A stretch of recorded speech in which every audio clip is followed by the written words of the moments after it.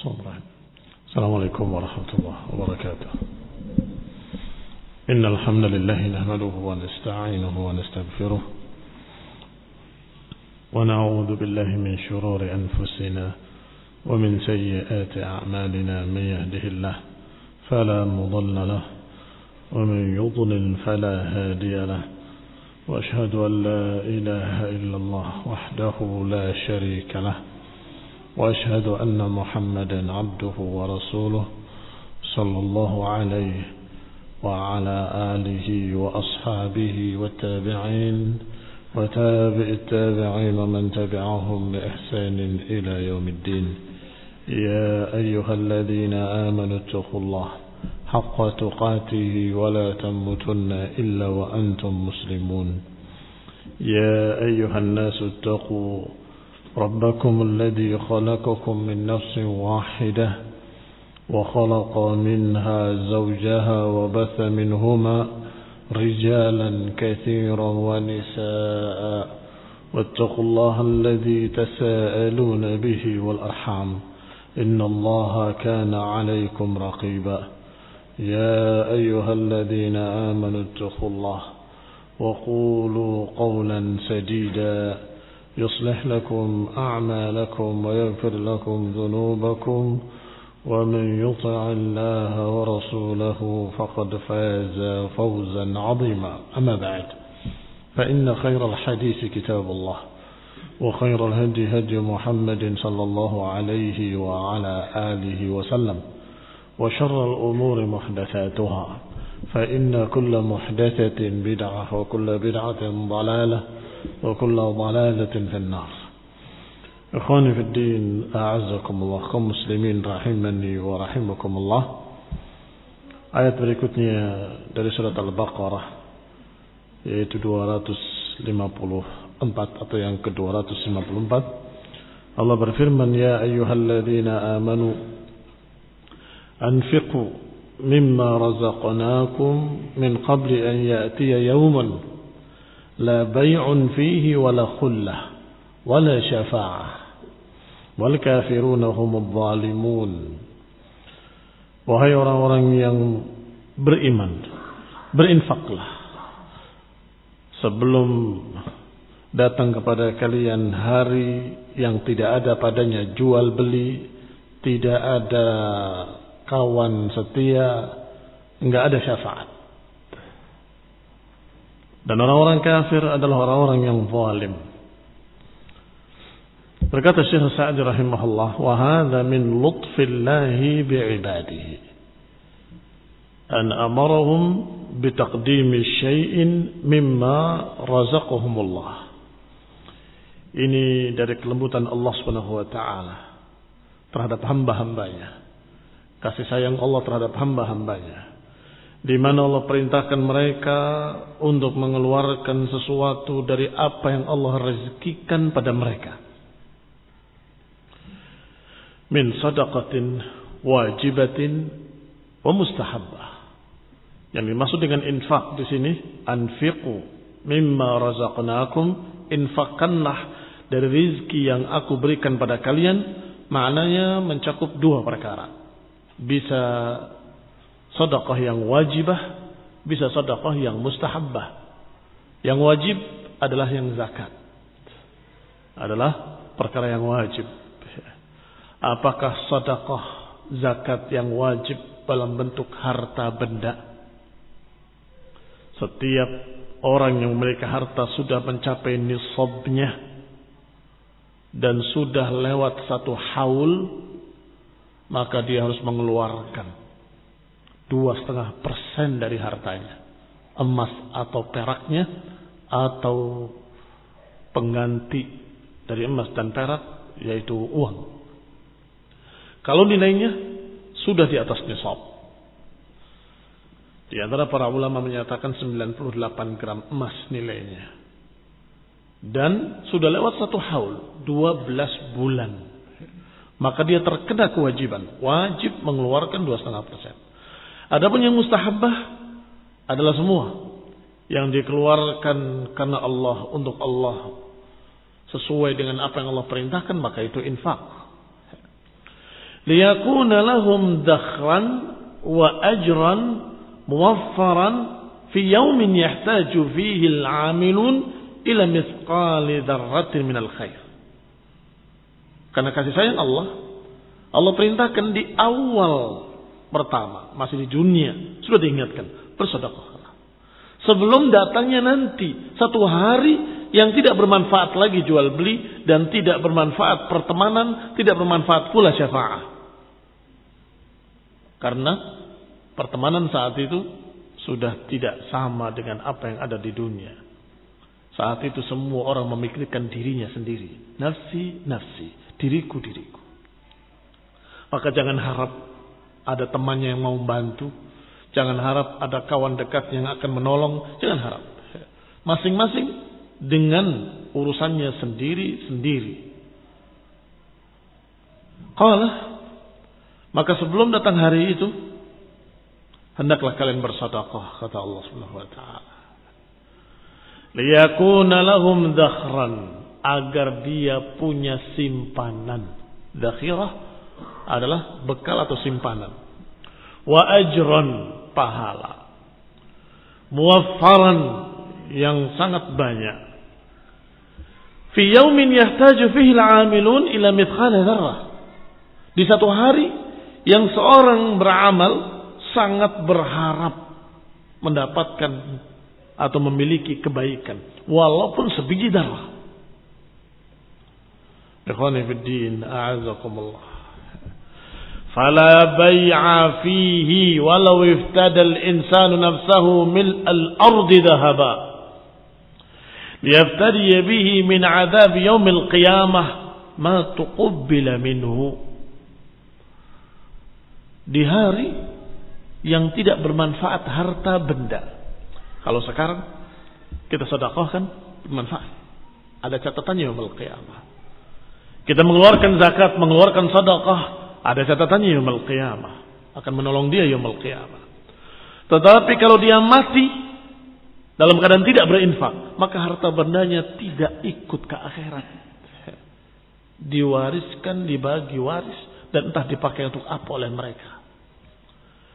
Tidak dibawa mati.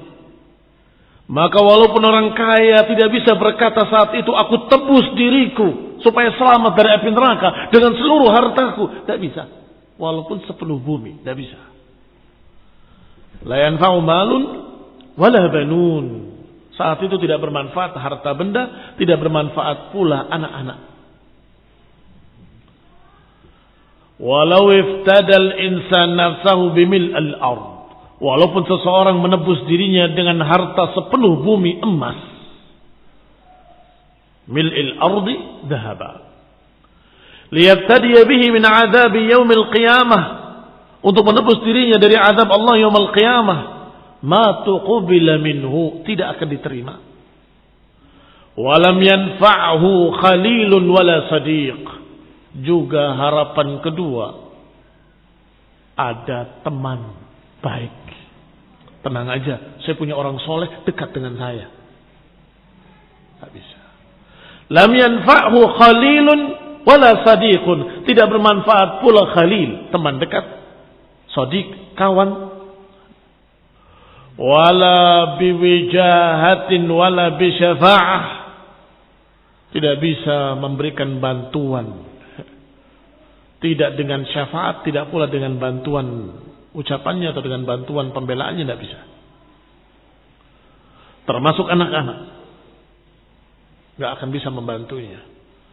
Termasuk suami terhadap istrinya, istri terhadap suaminya, semuanya terputus ketika itu. Likulli imri'in yawma idzin sya'nun yughnih. Allah sudah gambarkan. Yauma yafirrul mar'u min akhihi wa ummihi wa abihi wa sahibatihi wa banihi. Hari itu manusia lari. Yafirru min akhihi, dari saudaranya, enggak peduli dengan saudaranya. Wa ummihi wa abihi, enggak peduli dengan bapaknya dan ibunya. Wa sahibatihi wa banihi, atau istrinya dan anak-anaknya. Yafirru minhum. Lari dia. Diriku, aku nggak ngurus. Baru kedahsyatan musibah tsunami di Aceh. Wallahi diceritakan oleh beberapa kawan kita. Demi Allah ya Ustaz, saya waktu itu gak mikir anak, gak mikir istri. Terus terang saja. Ini baru dunia. Lari sendiri dia. Setelah dia selamat baru mikir istriku, anakku. Yauma'idzin sya'nun yughni. Saat itu masing-masing memikir dirinya. Itu baru kedahsyatan bencana tsunami. Bagaimana kedahsyatan yaumul qiyamah? Yaumul hisab. Ketika mereka menghadap pada Allah Subhanahu wa taala, ketika mereka di mahsyar, sangat dahsyat. Dan Allah gambarkan, yauma yafirrul mar'u min akhihi wa ummihi wa abihi wa sahibatihi wa banihi. Hari ketika seorang lari dari saudaranya, lari dari ibu dan bapaknya, lari dari istrinya, lari dari anaknya, lari dari semua manusia, apalagi kawan. Ibunya saja dia enggak peduli, anaknya dia enggak peduli, istrinya dia enggak peduli. Harapan harta bisa menolong, Allah katakan la yanfa' malun. Harapan anaknya Allah lanjutkan wala banun, tidak pula anak-anaknya. La yanfa'u khalilun wala sadiqun wal biwujah wala bisyafa'ah wa huwa al-yawm alladhi fihi yukhsarul mubtilun. Hari itu adalah hari di mana orang-orang ahlul batil pasti akan merugi dan pasti akan menyesal. Wa yaslul khizyi 'ala adh-dhalimin, dan pasti akan terjadi kehinaan, kerendahan bagi orang-orang yang zalim. Menyesal mereka, merasa kecil, merasa enggak punya apa-apa. Aku enggak punya amalan apapun yang bisa aku andalkan. Salatnya enggak ada nilainya. Qamu ila shalah qamu kusala. Salat yang malas, enggak ada isinya. Mengandalkan sedekah enggak pernah sedekah. Mengandalkan puasa dia tidak berpuasa. Mengandalkan apa dia? Orang-orang zalim ini. Harta tidak bermanfaat. Saudara enggak ada ketika itu saling tolong menolong. Masing-masing mementingkan dirinya sendiri.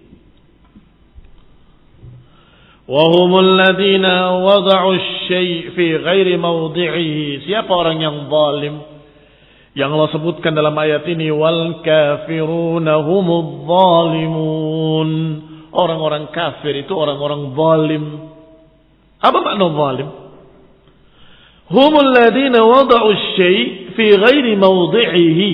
Orang-orang zalim adalah orang-orang yang meletakkan sesuatu tidak pada tempatnya. Fatarakul wajib min haqqillah. Meninggalkan kewajiban-kewajiban yang merupakan hak Allah, itu zalim.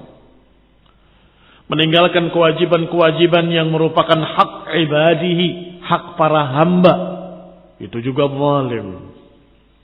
Wa ta'dul halal lil haram. Melampaui batas halal kepada yang haram, itu juga zalim.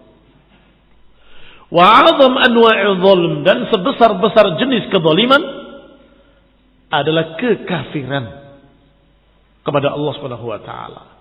Karena dia meletakkan sesuatu tidak pada tempatnya, yaitu wad'ul ibadah allati yata'ayyan an takuna lillahi fayusrifuha al-kafir ila makhluqin mithlih. Karena orang yang zalim berbuat kesyirikan, meletakkan ibadah bukan pada tempatnya. Allati yata'ayyan an takuna lillah, yang seharusnya sudah jelas untuk Allah.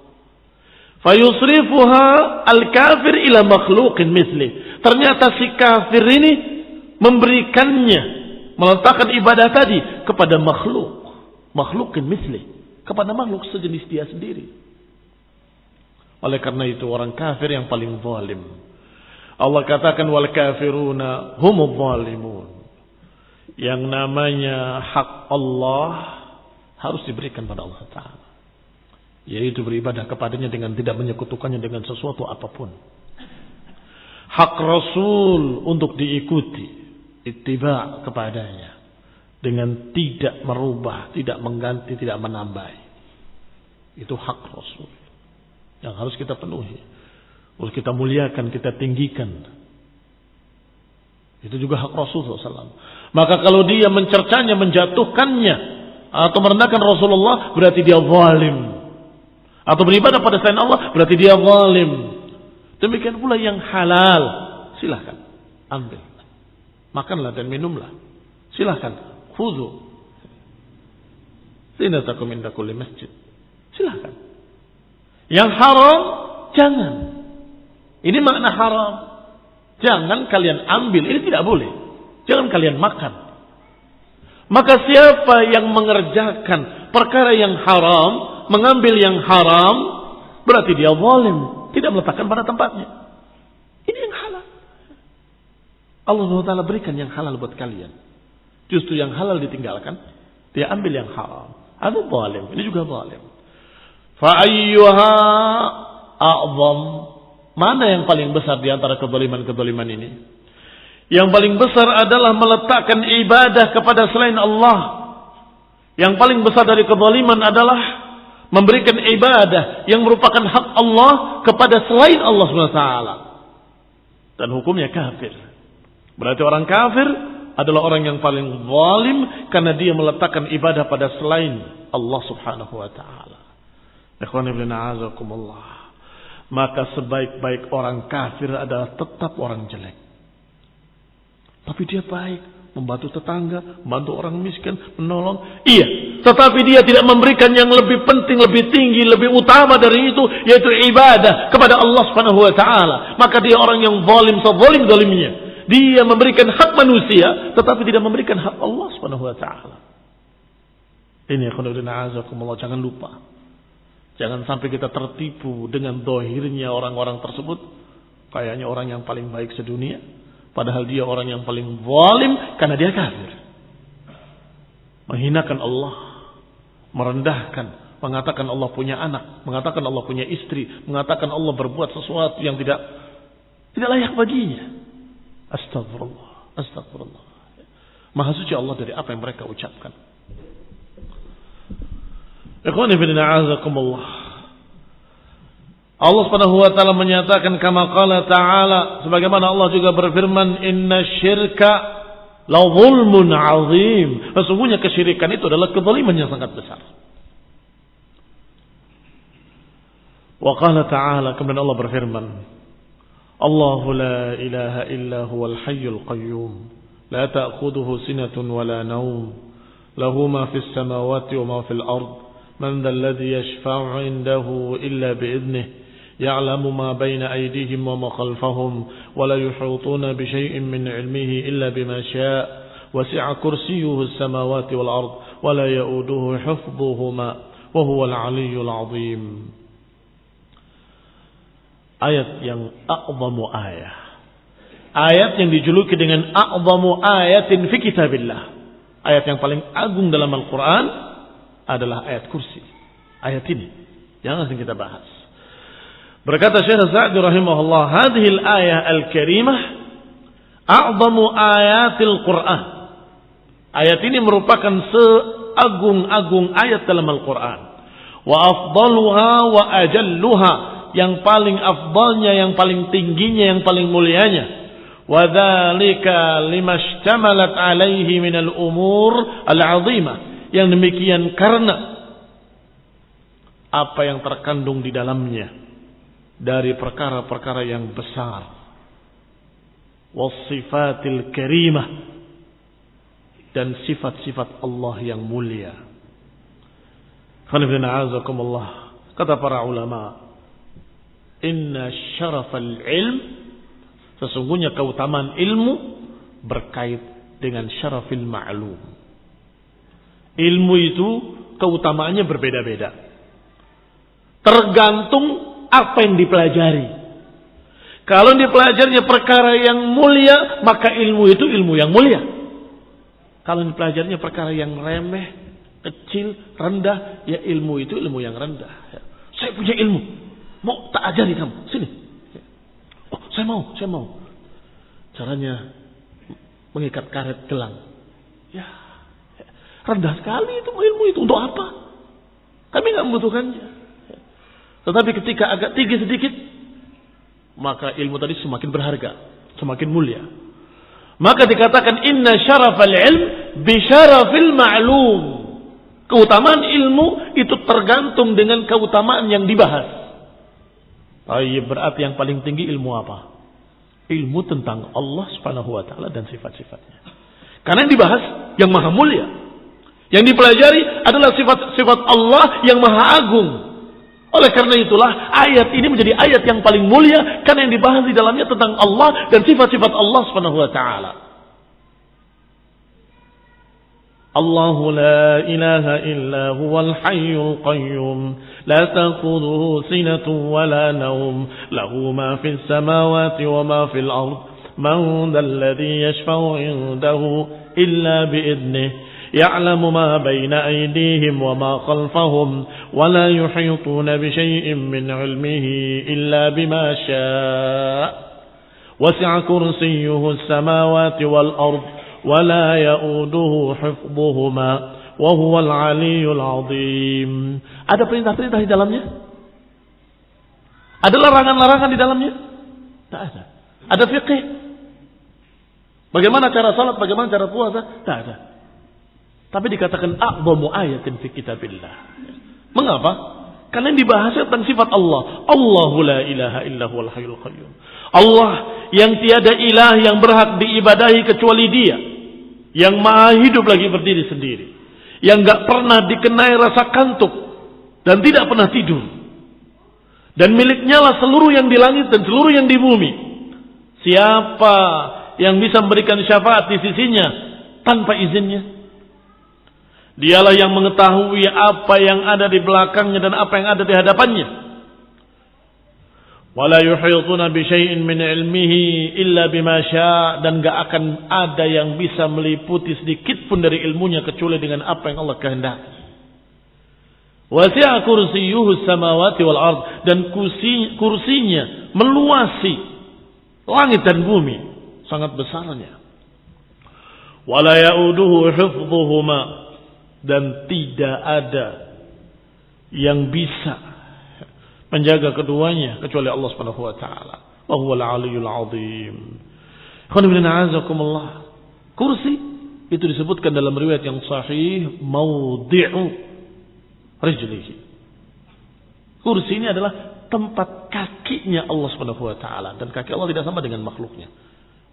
Baru maudhi' qadamihi Subhanahu wa ta'ala, mawdi' qadamihi, luas langit dan bumi.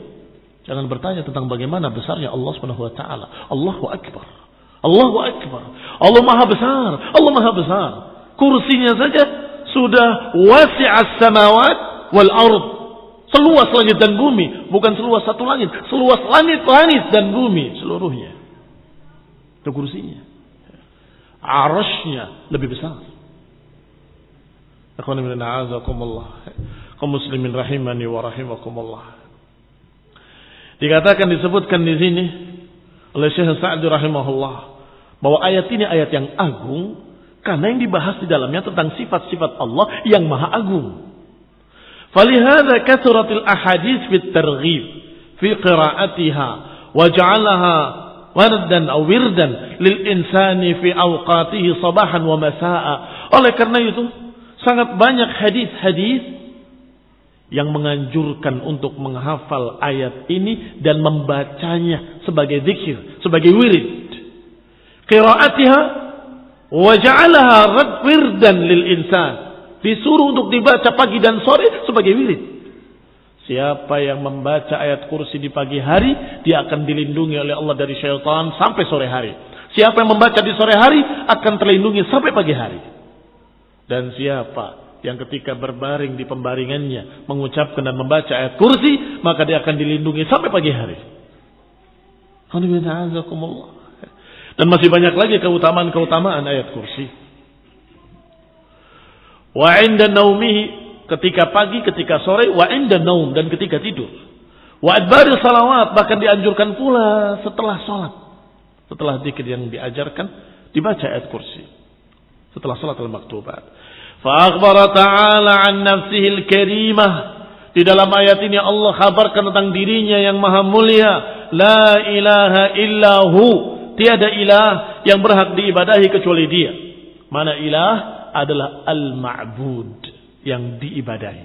Itu terjemahan yang paling tepat. Kalau tidak ada Tuhan kecuali Allah, ya masih dibenarkan, tetapi masih kurang jelas tiada Tuhan kecuali Allah. Apa makna Tuhan? Tetapi aslinya ilah maknanya adalah la ma'buda bihaqqin illallah.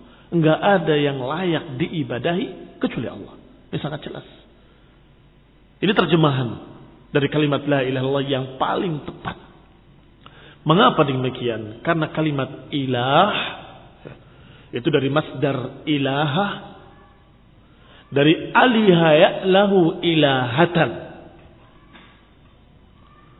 sama dengan kata yaktubu kitabatan, satu wazan. Aliha ya'lahu ilahatan, kata yaktubu kitabatan. Apa makna kitabah? Hah? Apa maknanya kitabah? Kata yaktubu menulis. Kalau kitabah tulisan. Maka kitabah maknanya maktubun, yang tertulis. Sahih? Kata yaktubu kitabatan. Kitabatan maknanya maktub, yang tertulis. Kata menulis, yaktubu sedang menulis, kitabatan penulisan atau tulisan. Tulisan itu yang ditulisnya. Maktub, tertulis. Maka aliha ya'lahu ilahatan maknanya maklum, sebagaimana kitabah maknanya maktub, demikian pula ilaha maknanya maklum, yang diilahkan. Sedangkan makna aliha ya'lahu adalah abada ya'budu, ibadatan. Berarti makna maklum yang diibadahi.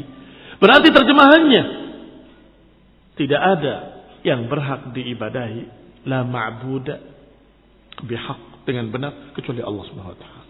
Enggak ada yang layak diibadahi kecuali Allah Subhanahu wa taala. Maka jangan justru dibikin kabur. Kalimat tidak ada Tuhan kecuali Allah saja masih perlu penjelasan. Kurang jelas terjemahannya. Apalagi sebagaimana dikatakan oleh na'udzubillah, oleh orang-orang sesat dari kaum liberal, menyatakan enggak ada Tuhan kecuali Tuhan. T kecil dengan T besar. Tambah kabur lagi. Alasan mereka, karena lafaz Allah itu asal katanya dari al-ilah. Al-ilah menjadi Allah. Berarti la ilaha illa al-ilah. Enggak ada Tuhan kecuali Tuhan. Hanya saja yang ini tanpa alif lam, yang ini pakai alif lam. Berarti enggak ada Tuhan kecuali Tuhan. Yang ini Tuhan besar. Apa T-nya T besar? Ini adalah kebodohan di atas kebodohan. Walaupun secara tasrif, na'am. Kata Ibnu Qayyim rahimahullah bahwa kalimat atau lafzul jalalah yang mulia Allah memang asal katanya dari al-ilah, itu ada hubungannya, betul. Tetapi maknanya bukan seperti tadi T kecil dengan T besar, tidak. Maknanya bahwa Allah adalah nama dari zat yang memiliki sifat ilaha, sifat ketuhanan, sifat diibadahi, sifat disembah, hanya Allah Subhanahu wa taala. Dan itu sudah menjadi nama, sudah menjadi ma'rifah, bahkan a'raful ma'arif. Ma'rifah yang paling tinggi adalah lafaz jalalah yang mulia Allah. Ikhwani fillah azakumullah. Maka itu semua hanya pengkaburan-pengkaburan. Enggak ada Tuhan kecuali Tuhan. Itu membuat bingung dan pengkaburan. Sengaja memang. Mereka dibiayai untuk membuat bingung kaum muslimin. Mereka diberi sekian besar harta untuk membuat kaum muslimin jadi kufur. Kalau ditanya sekolah di mana para doktor-doktor ini, tanya. Di sini mereka akan menjawab. Kalau enggak Oxford, mana lagi? Chicago, mana lagi? Dari sana. Tidak ada yang kuliah kepada para ulama, belajar dari para ulama. Tidak ada. Bahkan belajar dari muslim aja tidak ada. Rata-rata belajar dari orang kafir. Sudah cukup. Walhamdulillah, ahlus sunnah memiliki manhaj yang sangat jelas. Yaitu melihat siapa guru yang kita akan ambil pelajarannya. Fanzuru amman ta'khuduna dinakum. Lihatlah dari siapa kalian mengambil ilmu kalian. Mau ngambil ilmu orang ini, gurunya siapa? Gurunya orang kafir. Enggak layak sama sekali. Sehingga ketika mencari seorang guru yang kita akan mengambil ilmu agama, ingat, inna hadzal ilma dinun fanzuru amman ta'khuduna dinakum. Sesungguhnya agama ini atau ilmu ini, agama itu sendiri, maka carilah dari orang-orang yang jelas, gurunya jelas, sumber ilmunya jelas, belajarnya dari mana jelas. Kalau tidak demikian, jangan coba-coba. Ini masalah agama. Masalah yang berkait dengan akhirat yang kekal, surga atau neraka. Masalah salam al-afiyah. Jangan pakai main-main, jangan pakai coba-coba. Qala, kata Syekh, makna la ilaha illallah adalah la ma'buda bihaqqin siwa. Tidak ada yang diibadahi dengan kebenaran kecuali Allah Subhanahu wa taala. Fa huwal ilahul haqq alladhi tata'ayyan an takuna jami'u anwa'il ibadah wa ta'ah wa ta'allu lahu ta'ala. Dan dialah ilah yang benar, yang hakiki, yang sebenar-benarnya. Yang sudah tertentu, sudah pantasnya seluruh bentuk-bentuk ibadah, ketaatan, penyembahan harus diarahkan kepadanya. Likamalihi wa kamali sifatihi, karena kesempurnaannya dan kesempurnaan sifat-sifatnya. Wa 'azimi ni'amihi, dan karena besarnya kenikmatan-kenikmatan yang diberikannya. Wa likaunil 'abdi mustahiqan an yakuna 'abdan li rabbih mumtathilan awamirahu mujtaniban nawahihi. Maka semestinya seorang hamba untuk menjadi hamba Allah, mempraktekkan perintah-perintah Allah, menjauhi larangan-larangan Allah. Wa kullu ma siwallahi ta'ala batilu. Adapun yang selain Allah semuanya batil. Sesembahan-sesembahan lain, ma'bud-ma'bud yang lain semuanya batil selain Allah Subhanahu wa taala. Fa ibadatu ma siwahu batilah. Maka beribadah kepada selain Allah adalah batil. Likauni ma siwallahi makhluqan, karena selain Allah adalah makhluk. Sebesar-besar ciptaan Allah maka tetap makhluk. Sebesar-besar ciptaan Allah tetap makhluk. Maka arsy Allah yang agung, yang disebutkan arsyun azim dalam Al-Quran, tetap makhluk. Malaikat yang paling mulia sekalipun seperti Jibril juga makhluk. Nabi yang paling mulia sekalipun Nabi Muhammad SAW tetap makhluk. Maka kaidahnya masih wallahi makhlukun. Apa yang selain Allah adalah makhluk. Naqisan mudabbiran faqiran. Yang namanya makhluk enggak ada yang sempurna. Yang namanya makhluk memiliki kekurangan-kekurangan. Dan jangan terburu-buru protes. Jangan terburu-buru protes kayak haula. Masa Nabi tidak sempurna? Langsung berkata begitu. Masa Nabi tidak sempurna? Sebentar, sabar. Jangan keburu emosi. Maknanya tidak sempurna, tidak seperti Allah Subhanahu wa taala kesempurnaannya. Allah tidak mati, sedangkan para anbiya mati. Malaikat juga mati. Bahkan malaikat pencabut nyawa akan mencabut nyawanya sendiri di akhirnya, diperintahkan oleh Allah Subhanahu wa taala.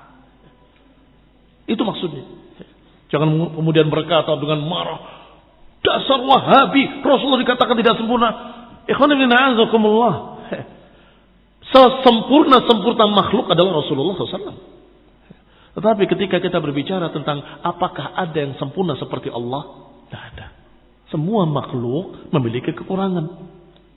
Sesuci-sucinya manusia, tetap dia makan, minum, buang air besar, buang air kecil. Itu semua kekurangan. Artinya tidak seperti yang maha suci. Tidak ada sama sekali kekurangan itu. Termasuk kekurangan adalah tidur dan ngantuk. Allah katakan tentang dirinya, la ta'khudhuhu sinatun wala naum. Apa ada para anbiya yang tidak tidur, tidak ngantuk? Ya mereka kan manusia. Makanya itu dimaksud. Itu yang sedang dibahas. Alaihimus salatu wassalam. Artinya mereka makhluk-makhluk yang mulia. Para anbiya adalah orang-orang yang dimuliakan, orang-orang pilihan, orang-orang istimewa. Sesempurna-sempurna makhluk adalah mereka. Tetapi untuk dikatakan Tuhan, tidak. Karena mereka punya kekurangan-kekurangan yang sifatnya manusiawi. Makhluki. Artinya sifat makhluk. Allah Subhanahu wa taala tidak punya kekurangan itu. Allah sebutkan satu persatu. Pertama Allah katakan Hayyul Qayyum, Maha hidup. Yang lain akan ada matinya. Baik. La ta'khudhuhu sinatun wala naum, tidak ngantuk dan tidak tidur. Sedangkan yang lain ada ngantuk, ada tidur.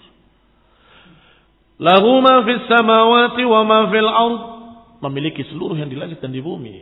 Siapa makhluk yang memilikinya? Enggak ada kecuali Allah SWT. Khonibina ila akhirih. Maka dikatakan di sini makhluqan naqisan mudabbiran faqiran, makhluk yang memiliki kekurangan manusiawi, mudabbiran atau mudabbaran, diatur oleh Allah, ditakdirkan oleh Allah, faqiran, membutuhkan Allah Subhanahu wa taala min jami'il wujuh, dari segala sisinya. Falam yastahiq syai'an min anwa'il ibadah, maka mereka tidak pantas sedikit pun untuk disembah. Nabiun mursal wa malakun muqarrab tidak pantas disembah karena tidak memiliki kesempurnaan seperti Allah Subhanahu wa taala, tidak. Maka semua ibadah berikan pada Allah taala, termasuk doa, karena itu adalah intinya ibadah. Ad-du'a'u huwa al-ibadah. Doa itu adalah ibadah. Maka berdoalah kepada Allah, jangan berdoa kepada nabi. Doalah kepada Allah, jangan berdoa pada malaikat. Berdoalah kepada Allah, jangan berdoa pada makhluk manapun. Kepada Allah saja. Al-Hayyul Qayyum, yang maha hidup lagi maha berdiri sendiri, tidak membutuhkan siapapun. Hadanil ismanil karimani yadullani ala sairil asma'il husna. Dua nama yang mulia ini menunjukkan segala sifat-sifat dan nama-nama yang baik lainnya, mencakup seluruh nama-nama yang lain. Mungkin kita perlu mendefinisikan apa makna hidup. Ini orang mati, ini orang hidup. Apa bedanya? Supaya tahu makna hidup saja, ini kita nggak bicara tentang penyamaan. Apa bedanya? Kalau yang mati tidak melihat, tidak mendengar, tidak bergerak, tidak berperasaan, tidak tahu, tidak punya ilmu, tidak punya, iya kan? Sedangkan yang hidup dia bisa melihat, bisa berbicara, bisa mendengar, ada ilmu, bisa tahu ini, bisa tahu itu. Maka barakallahu fikum, dari makna hidup tercakup di dalamnya mendengar, melihat, berbicara, mengetahui, peka dan lain-lainnya. Maka barakallahu fikum, walillahil matsalul a'la. Bagi Allah permisalan yang lebih tinggi, lebih sempurna. Kalau Allah dikatakan maha hidup, maka tentunya maha mendengar dengan pendengaran yang tidak terbatas, maha melihat dengan penglihatan yang tidak terbatas, maha mengetahui dengan ilmu yang tidak terbatas, maha sekian sifat-sifat yang lain terkandung dalam makna hidup. Masya Allah. Syekh Sa'di rahimahullah menyatakan bahwa dalam sifat hidup itu terkandung dalamnya sifat-sifat lainnya. Karena kalau tidak mendengar, tidak melihat, tidak berbicara, tidak punya ilmu, tidak tahu, itu namanya mati. Nggak hidup. Namanya hidup itu tahu. Yang namanya hidup bisa mendengar. Yang namanya hidup dia dalam keadaan punya iradah, punya kehendak. Masya Allah. Semua sifat-sifat itu menunjukkan Al-Hayy Al-Qayyum. Maka itulah sebabnya mengapa disebutkan oleh Allah langsung setelah la ilaha illahu. Allahu la ilaha illahu Al-Hayyul Qayyum. Kasihan mereka-mereka, orang-orang yang sesat dan bodoh, yang menyatakan Allah tidak punya sifat, Allah tidak mendengar tetapi tidak tuli, Allah tidak melihat tetapi tidak buta, Allah tidak, semua dikatakan dengan tidak. Berarti tidak hayyun dong. Berarti Tuhan yang kamu anggap itu tidak hidup. Itu bukan Tuhan kami. Tuhannya kaum muslimin Hayyul Qayyum, maha hidup. Makna maha hidup, mendengar, mengetahui, melihat, berbuat, berkehendak, menginginkan. Sekian sifat-sifat ini terkandung dalam makna hayyun. Allah taufiq wal afiyah. Wallahi hidayah wa rahmah subhanaka wa bihamdika la ilaha illa anta astaghfiruka wa atubu ilaik. Wassalamualaikum warahmatullahi wabarakatuh.